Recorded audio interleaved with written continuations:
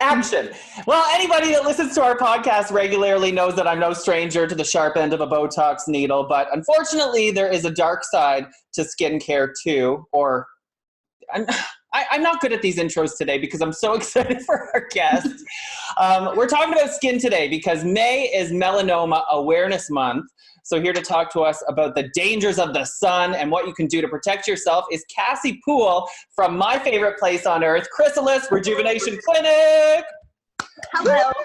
Hi, Cassie. Hi. Thank you for having me. Look at you. You're actually in the clinic, but you guys aren't open, right? We're in the clinic. We're not open. No, we're just doing curbside delivery. Okay. Because if you were, I was about to jump in the car because I miss you guys. You've already been here. Yes. just picking up my serum. Just picking up your serum from a distance, yes. Okay, so there's a lot to talk about, but I guess we should address the elephant in the room first. May is Melanoma Awareness Month, which is such a coincidence because I've got some frightening news to share. I have a skin cancer scare. Bum, bum, bum. And it is not skin cancer yet. Both of you already know about this, so I'm talking to you, dear listener. It's actually something called, how do we pronounce this, Kathy? Actinic keratosis is what they're calling it. Yes. So what is that? So it's a precancerous lesion, but it's treatable. So when you catch it early, it doesn't turn into skin cancer. Which is the goal. So this little mark, and I'm so proud of myself because I pointed it out to Cassie and she was like, it's just sun damage. And I kept on her. I'm like, I think this is something different. And I finally got an appointment with a dermatologist, and even the dermatologist thought I was crazy. And then finally she agreed when she zoomed in on the picture that it was a very early stages of this thing you just mentioned. And the dermatologist said, I can't believe you noticed that. She's like, I can't believe you noticed that. And Good I'm like, for you. Yeah. It pays to be vain, people. See? Well, I think it also pays to just be aware of your own body and do your own checks as well. Mm-hmm. I'm crazy about this, and I don't even have skin cancer in my family, but every year before the summer, I make my doctor check my moles. And she's like, Jenna, you're fine. I'm like, no, check my moles. I want them all checked. I want them to be looked at. I have other marks that I don't know what they are. And I think that's how you catch it early. Mm-hmm. I think so too. And I think if you're there, why not just have yourself completely looked over? There's, take a little bit of extra time and be the one to ask and be, you're going to look after yourself the best, right? So if you take the time to ask them to look everything over, then you can live with peace of mind for another year. So particularly this thing that I have, it's on my nose. And the reason it freaked me out is because my grandfather had one removed too. So I knew it ran in my family, which is a huge indicator for all cancery things. So now what I have to do is I have to use this cream called Effudex, which is a chemo cream. That's just terrifying, right? But chemo just means it kills cells. So I have to use this for 21 days. So the next time you see me on camera, I might have a horrible looking nose. I'm probably going to cover it with a Band-Aid because the dermatologist told me it's going to get pretty ugly. And I'm like, well, can I just cover it with makeup? And she's like, no, you won't be able to. So I'm terrified, but I'd rather have an ugly nose for a month than die. Yeah. And we actually treat actinic keratosis at the clinic as well. If somebody has a lot of them, we have a treatment that uses a photosensitizing drug and a light source to sort of eradicate those precancerous lesions in one shot. So the downtime is a little bit less. For you, because it's only one spot and it's very small, it wouldn't be worth doing. But some patients have them all over the face or the neck. So you can actually do that with about a week's downtime. Oh, wow. What do these look like? Because I don't know what these look like. So, if I'm checking for things on myself, what are you looking for? A lot of times they turn red. So if you go in the shower, like they might be sort of a brownie color at one time and then you get warm and they're sort of a reddish color. Sometimes they're rough. So if you ever notice that you have sort of a brown patch that turns scaly or rough, it's probably a sign that it could be an actinic keratosis. That's how I noticed mine, because it looked like a regular freckle or sun damage until I had a shower, and then it would turn bright pink. like my shirt. And so that's how I knew there was something wrong. I would show you, but I have the Zoom enhance my appearance feature on. So you won't be able to. And your 1 inch of makeup. I've done that too. I didn't know about that. It's good. So here we go. The reason I'm bringing this up is because, as Jenna knows, I was tanorexic my entire teenage years. From 14 to 24, I went tanning almost every single day. And, you know, I looked good. I was a lifeguard. No, you didn't. No, you didn't look good. And my beauty is in the eye of the beholder, bitch. I looked good in my mind. That's what I wanted to look like. White hair, orange skin. Donald Trump would agree. But yeah, so I'm convinced that's what happened. I mean, I tanned way too much as a teenager. You shouldn't do that. Yeah, and your skin is fair too, so you don't have as much melanin as somebody else, and that's really your natural sun protection, right? So you're already lacking that.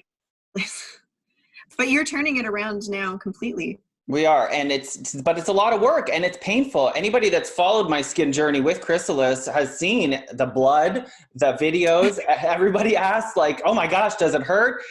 So it's a lot to undo the damage. So the best thing you can do is protect yourself from the sun. Yeah. Sunscreen all the time, right? Absolutely. It's also the most cost-effective way to have nice skin. You know, the procedures, they work, they really enhance your skin, but if you can start at a young age protecting, you're not going to need those things down the road, or fewer of them, or less of them. And yeah. Okay, you know, a lot of people will go to like a tanning salon before they go on vacation. Me, for example, I actually break out in hives if I don't have a base tan before I go somewhere closer to the equator. Could you wear sunscreen when you go into a tanning salon? I don't really, to be honest with you, I don't really ever give recommendations but I know what you mean. If you have a reaction to the sun, I think that what I would recommend is maybe when you go away, try and be as diligent as possible. But if you were going to go into a sunbed, absolutely, I would cover yourself with a zinc-based sunblock for sure. Okay. But then it's almost counterintuitive, right? Like when I met Chrysalis, I tried to like weasel in and be like, well, there must be a healthy way to get a tan. No tan is good. Well, no, and I think that a lot of our patients are concerned about this, but you'll still get a tan. If you wear sunscreen, the melanin is still going to come to the surface of your skin. You're still going to get that, but it will happen, you know, over the course of time. And if you're protecting against the UVA and UVB rays, you're not going to get the damage that's associated with that. So when you're trying to, you know, a lot of people like to get a burn and then it turns into a nice tan, and that's one of the most dangerous things you can do to your skin.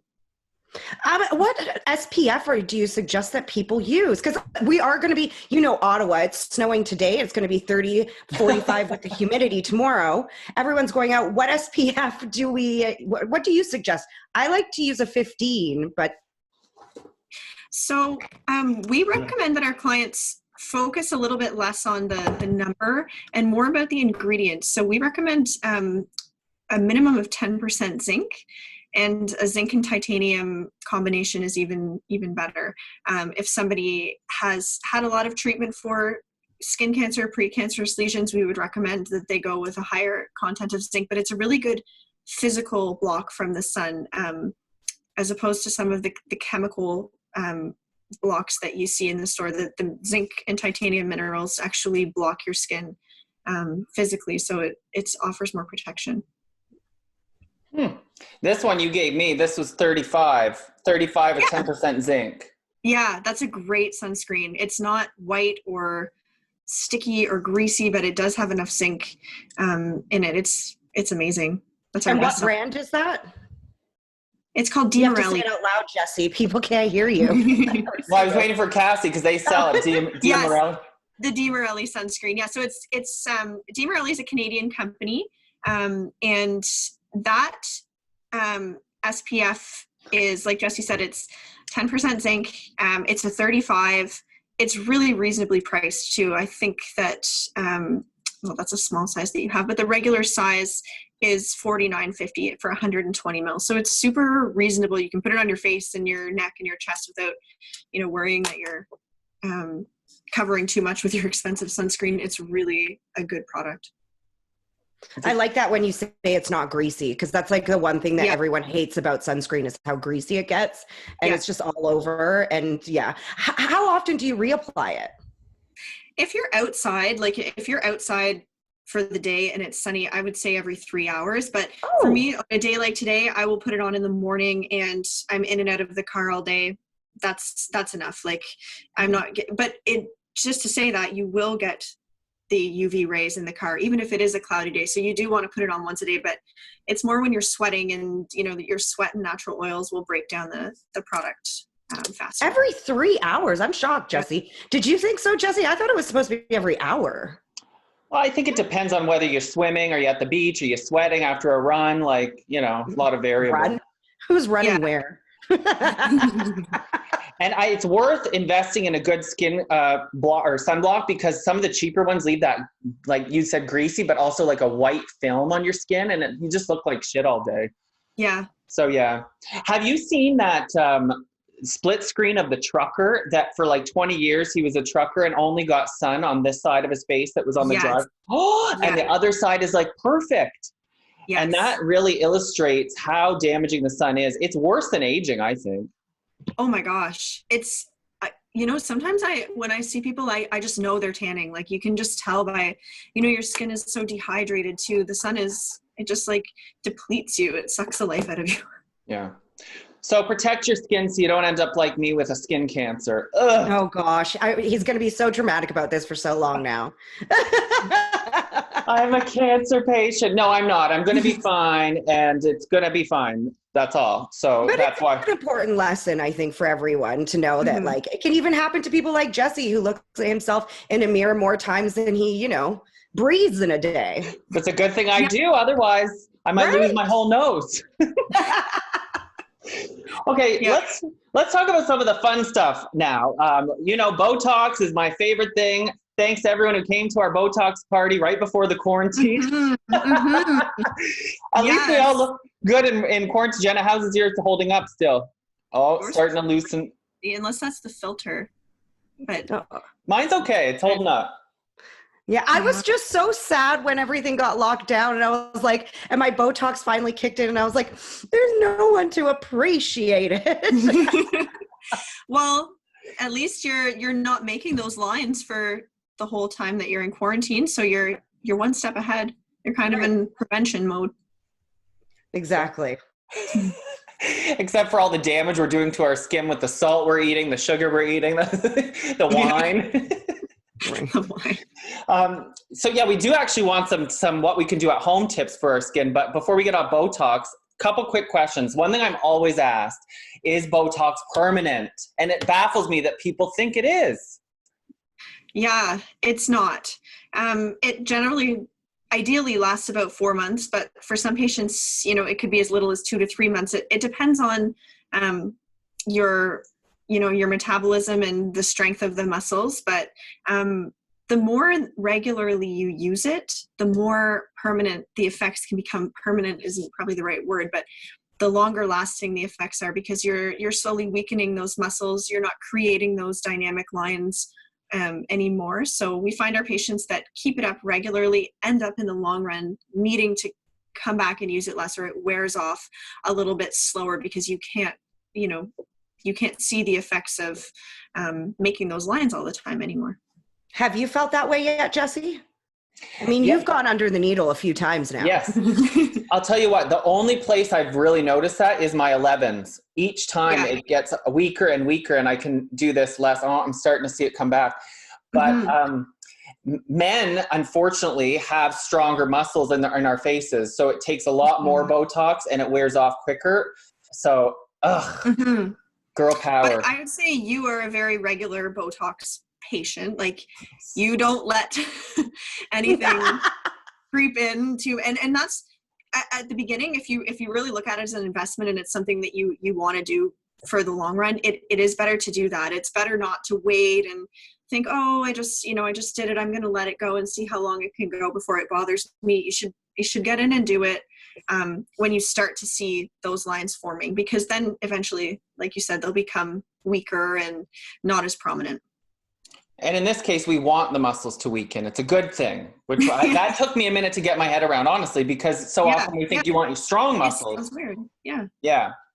And let me tell you, a side note, Chrysalis is very real. They'll tell you, they'll try to talk you down so you still look human. How many times, Cassie, do I have to say, I want to look plastic? Yeah. And then finally they're like, okay. Yeah. I feel like Dr. Lone gets you now. He gets you now. I had to wear him down. But it's true, but it's good to be conservative because Botox, you can overdo it and then you're like this for 2 months. Yeah, you are stuck with it. That's one thing about it. Fillers, they're really easy to dissolve if you don't like it, or if something's not working for you, it can be reversed. But with Botox, you are stuck with it. So it's good to be conservative. Sometimes if you overdo Botox, you can have things like droopy eyelids, and that can last until the Botox wears off. So if you're a first-time patient, you might come back twice to really get it right, but it's better to have to add more than to have to live with a droopy eye. Right. I found what was interesting too is during our Botox party is that you explained that Botox is from the eyes up and fillers are from the eyes down. Because I think people think you can just Botox your whole face and cure everything. Just smooth it on out, but that's not the case at all.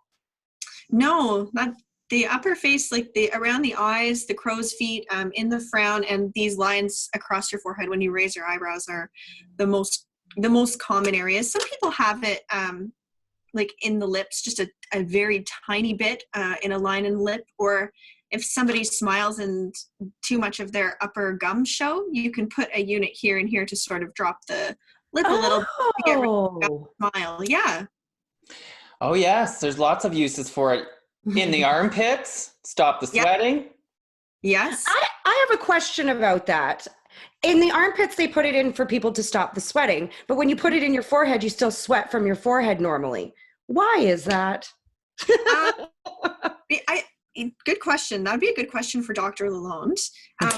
But I think that your armpits have a lot more sweat glands. So you aren't completely eliminating the sweat when we do a hyperhidrosis treatment. We're just reducing it. So we aren't treating patients that just like don't want to sweat anymore. Like nobody wants to sweat in their armpits. But, if you have normally functioning glands, you're not going to have excessive sweating. Somebody with hyperhidrosis is soaking through their shirts. It's impeding on their lifestyle. So having the treatment kind of cuts it back, but I wouldn't say it completely stops the sweating altogether. Well, I think you want to sweat a little bit too, because isn't that healthy? Yeah. Yeah. Another thing that bothers me about Botox is when people who I know for a fact suck a box of wine every single night will say to me, "Oh, you put that in your body? Isn't it poison?" What are you drinking? So it's processed in a very similar way, right? How is the body used to process the Botox?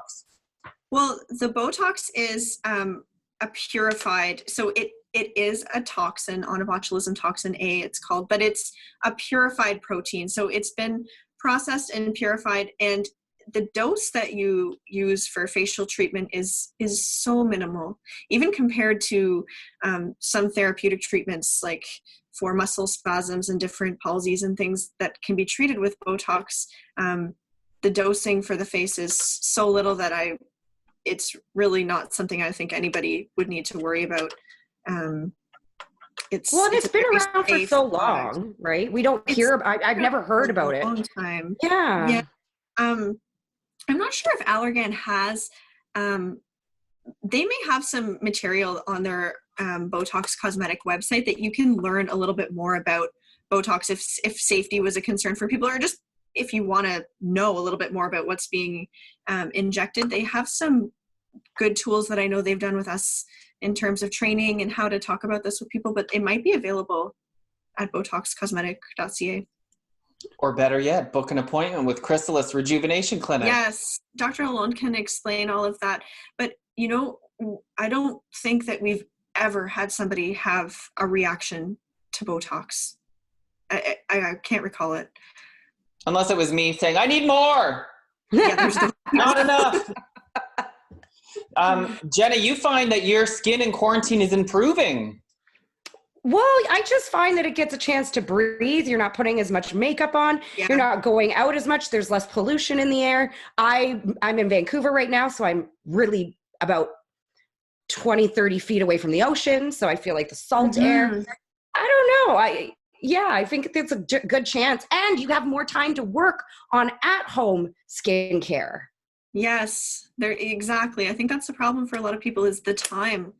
Sometimes we have these great skincare packages and processes for people to really correct an issue at home, but it's time consuming. And, when you've worked all day or you're getting up early to go to work, it's a lot. So it's a good time to be doing those things right now. Yeah. Those nights of going to the bar and then coming home tipsy with your makeup on and falling asleep. Those nights are over for now. Yeah.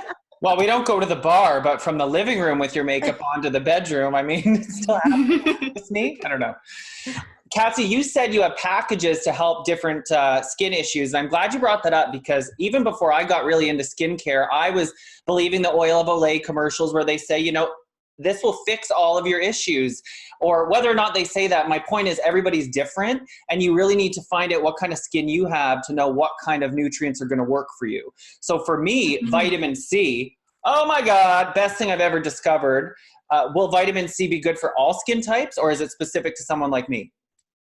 No, vitamin C is pretty much across the board good for everybody. And the only patients that we would recommend they stay away from it are patients that have rosacea. If you have mild rosacea, the benefits of vitamin C might outweigh the little bit of aggravation that it can cause. But if somebody has severe rosacea or they're doing treatments in the clinic for rosacea, we certainly don't want to aggravate it. So they'd be the only people that are out. But everybody else, absolutely, because vitamin C is such a fantastic antioxidant for the skin. It helps to depigment the skin as well. It's good for protecting against all free radicals. So that includes UV damage. And the vitamin C that you have, Jessie, it actually has some really mild lightening agents in it. And they're more naturally derived. So it's arbutin and resorcinol. So this is because people can't see, this is Vivier's Radiant Serum. And this is the single product that I have found has helped my skin the most. It's expensive, but it's worth it. It is. And I think that your skin, it's really brightened up hyperpigmentation and it just overall it gives your skin a glow. Like it's amazing. Yeah. Look, you can't see a pore. His lights, his makeup has nothing to do with it. Thanks, Zoom. Yeah. But it's interesting you say that the only people that you would not suggest not using vitamin C products are people with rosacea. My dad has rosacea. I've always thought I had it, but I've never had a breakout or anything like that. However, I've used products that have vitamin C in it that have orange, and they just literally feels like my face is on fire when I use those products. So that's why when you said that, I was like, maybe I do have a very mild rosacea, and it just hasn't manifested. I don't know. Yeah, you may have it mildly. And I think that sometimes when you use a new product, if it's vitamin C or, a vitamin A product like retinol, sometimes at first you can feel a bit of a burn.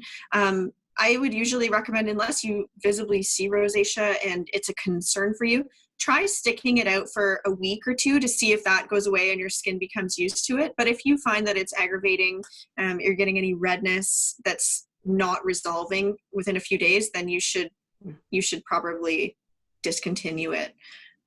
But if it runs in the family, maybe you may have it mildly.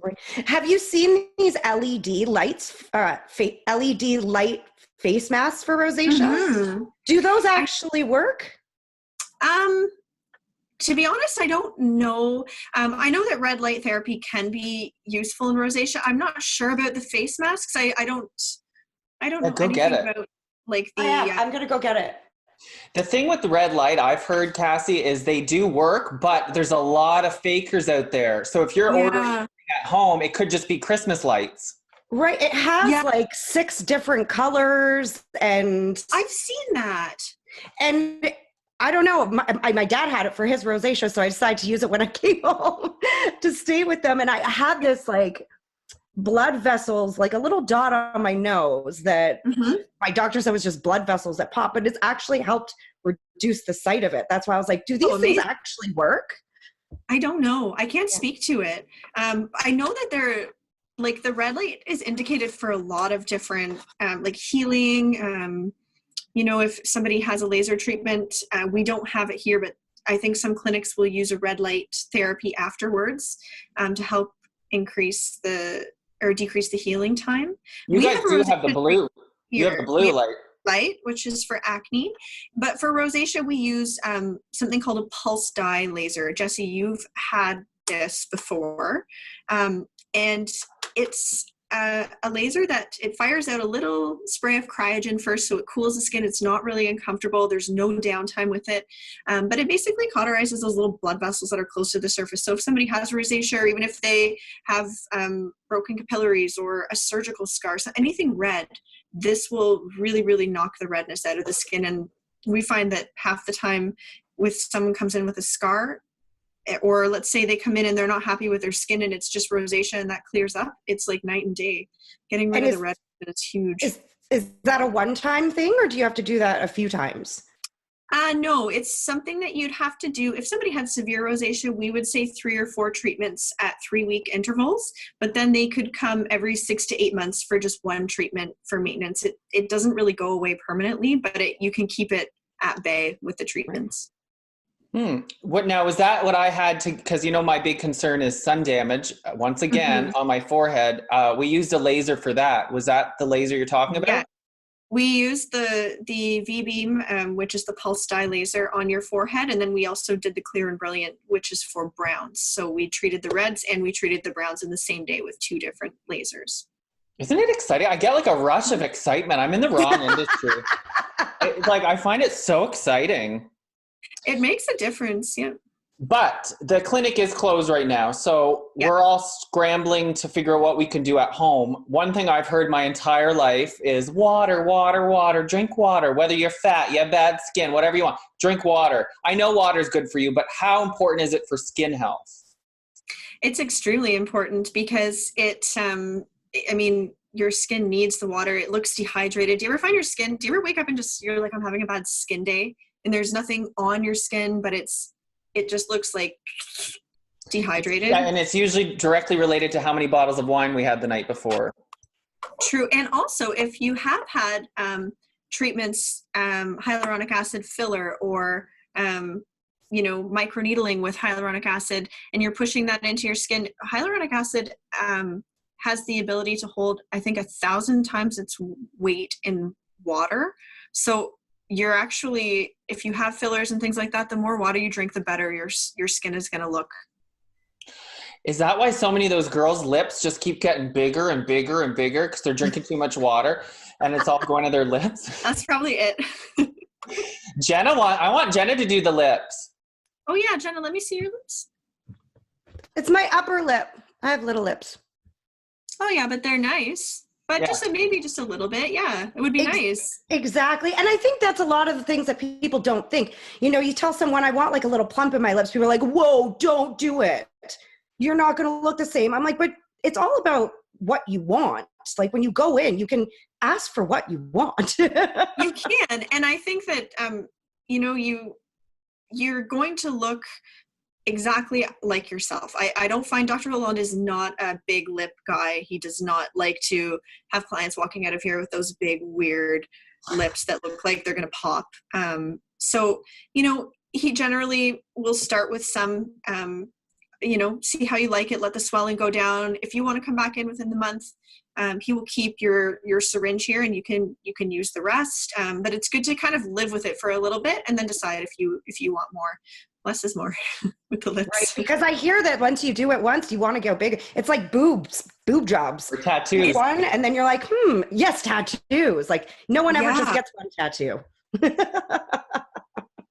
Well, the lips are one thing, but the reason I'm so passionate about all this stuff is because it is about skincare and health as much as it is about vanity. And that's another thing that I find a lot of people just dismiss skin clinics and skincare like Botox or filler, whatever, because they think, it's plastic surgery, it's vanity. But a lot of it is preventing skin cancer. If you take care of your skin, you get rid of those brown and red spots, they won't turn into lesions or freaking tumors.